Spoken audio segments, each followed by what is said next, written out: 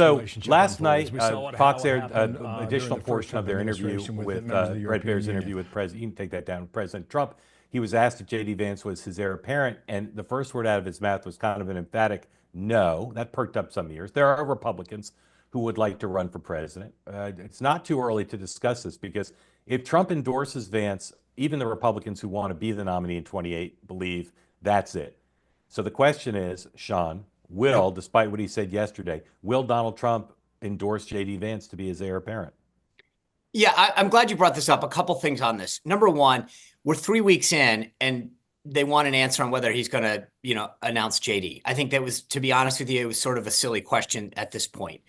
Two, so Trump said he's doing a great job and da-da-da-da. There's a bit of the apprentice in here that he wants, a little bit of competition. You think about the people in his cabinet alone, never mind the governors like Sarah, who I worked with, who'd be a great candidate at the end of her second term. You've got a lot of great governors. And I think to some degree, he wants that competition. He wants them out there saying, I want to be the heir to the thing. But I had John McLaughlin on my podcast last night. He did a poll. Who would Republican primary voters want? J.D. Vance, 27, Donald Trump Jr., 21, Ron DeSantis, 8, and no one else above 3.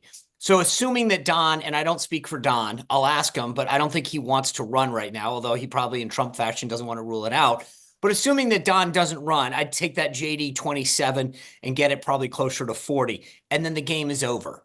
So, there's an element to which JD Vance is also selling it on himself. Every time he goes out there and does an appearance, he impresses people with his ability to deal with the media in case of interviews, to show his intellect and his thought process on issues from AI to military to government spending. So I think the president's comments at the end are actually more telling, which is he's doing a great job. He's out there doing it. If he continues to do this, there really won't be anything more than a gadfly type of competition. I agree. Dan, if you're J.D. Vance, do you want the field cleared, or do you recognize that history suggests a competitive nomination fight might toughen you up for a general election? You always want to have to compete because it makes you sharper. And I think to Sean's point, look at how Trump treated his own children. Like, everyone's the beggar. Everyone should have to audition every single day. Everyone should have to please dad. The moment that Trump puts his thumb on the scale, you lose a little bit of leverage over some of these people. As long as they think there's a chance that either JD steps in it, like, don't forget, Mike Pence was on the reservation until he wasn't the last month, right? And then he was completely, the enemy. And so I think Trump will wait until the absolute last second that he really feels like it's time to say something, to keep everybody thinking it could be me. What can I do to help Trump? How can I please Trump? How can I get in front of Trump? What can I do? Because it's all about the one star in the movie. That is Donald Trump. Hey, Dan, last question. Hold on. Can I just tell you, Jim asked the same question at Dems. Do you want to know what it turned out? 33% Kamala Harris, 9% Pete Buttigieg, 7% Gavin Newsom, AOC at 6, and no one else above 3. Well, that's okay. I mean, look, no, it's great. Yeah, it's fantastic. I can remember in 2001, Al Gore was who everybody wanted. In I think it was 2016, Joe Biden immediately was like, the front runner. Like, it's always the name ID. So I'm okay with that. By the way, we still have not heard much from Kamala Harris, who is very, very quiet right now. Yep. All right. Last question again, then we're going to go to folks in the community. No particular order, Sean. Who are the 3 most likely Republican nominees in 28? Marco Rubio, J.D. Vance, Ron DeSantis.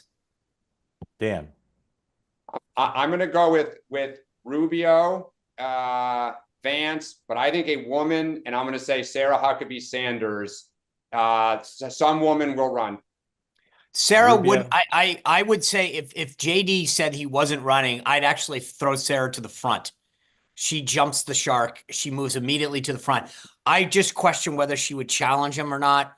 But if there's somebody that meets the criteria of MAGA relationship with not just Trump, but the orbit, it's Sarah. You know what though, Sean? They're Joe Biden, for all we knock him. One of the things he did brilliantly in 2008 was he ran but he was always had an eye on being a VP candidate. He never really went after Biden, even in those debates. He kind of, Obama. I mean, Obama, sorry. I could see an instance where if Vance is considered the 800-pound gorilla and you don't want to like try to take down MAGA's, Heir, you run a fairly positive campaign. You show JD, I can be nimble, I can be good on television, I'm good on my feet in debates, and you try to kind of thread that needle of elevating your own profile. By the way, it's an interesting angle on this, just to throw another wrinkle in there. Because if I were, I mean, same thing. I think you're right, Sarah. If you had Vance Sanders, it would be huge. But Trump may actually have more influence on that VP nomination than any other previous nominee. I think that actually could be a pretty compelling ticket too. The correct answer is Vance, Rubio, and then a tie between Youngkin and Ted Cruz.